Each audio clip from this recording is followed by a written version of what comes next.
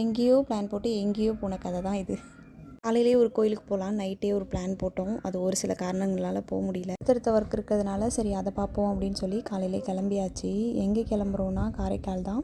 எல்லோரும் நினைப்பாங்க ஊர் சுற்றுறதே இது ரெண்டுத்துக்கும் வேலையாக இருக்குது அப்படின்னு. ஆனால் எங்களுக்கு மட்டும்தான் தெரியும் நாங்கள் எதுக்காக போகிறோம் வெளியில் அப்படின்றது. நாங்கள் பர்சனலாக வெளில போகிறோங்கிறத தாண்டி பிஸ்னஸ் பர்பஸாக தான் வெளில போவோமே.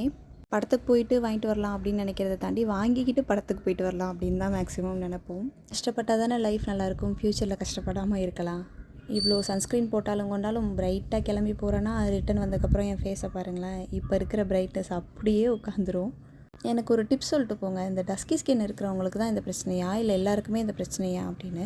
சீரியஸ்லி எவ்வளோ தான் ப்ரொடெக்ட் பண்ணாலும் சன்ஸ்க்ரீன் போட்டாலும் ஸ்கார்ஃப் கட்டினாலும் டேன் ஆகிடுதுங்க. சரி கிளம்புனது கோயிலுக்காக தான் கிளம்பணும். ஸோ அப்படியே போகிற வழியில் ஒரு கோயிலுக்கு போயிட்டு சாமி கும்பிட்டுட்டு போகலான்னு சாமியை கும்பிட்டுட்டு உட்காந்தாச்சு 2 பேரும். கொஞ்ச நேரம் அப்படியே கதை பேசிட்டு அப்படியே நல்ல காற்று அப்படியே அங்கே கொஞ்ச நேரம் ரிலாக்ஸாக உட்காந்துட்டு அப்புறம் பிரேக்ஃபாஸ்ட் இன்றைக்கி ஸ்கிப் பண்ணணும்னு முடிவு பண்ணியாச்சு. வேறு வழி இல்லை, 2 பேருக்கும் போகிற வழியில் செம பசி. இன்றைக்கி டயட்லாம் பார்த்தா சரி வராதுன்னு ஒரு வடையும் ஒரு டீயும் குடிச்சிட்டு பிரேக்ஃபாஸ்ட் அதோடு முடிச்சுக்கிட்டோம். இப்படி தான் எங்கள் டயட்டு பிரேக் ஆகுறது. அடிக்கடி ஏதாவது வாங்குறதுக்கு வெளில போகிறதுனால பேக் பண்ணி எதையும் எடுத்துகிட்டு போக முடிய மாட்டேங்குது. எந்த நட்டை வாங்கலான்னு சொல்லி 2 பேரும் கதை பேசிகிட்டு இருக்கோம். வேறு ஒன்றும் இல்லை, அதனால தான் இவ்வளோ சின்சியராக பேசிகிட்டு இருக்கோம். சும்மா சொன்னேன். வடை நல்லா இருக்கா டீ நல்லா இருக்கான்னு தான் பேச்சு, வேறு ஒன்றும் இல்லை. அப்புறம் போகிற வழியில் பெட்ரோலை போட்டுக்கிட்டு அப்படியே கிளம்பி போனோம். இப்போது காரைக்கால் எதுக்காக வந்திருக்கோன்னா மெயினாக சந்தைக்காக தான் நாங்கள் காரைக்காலே வந்தோம்.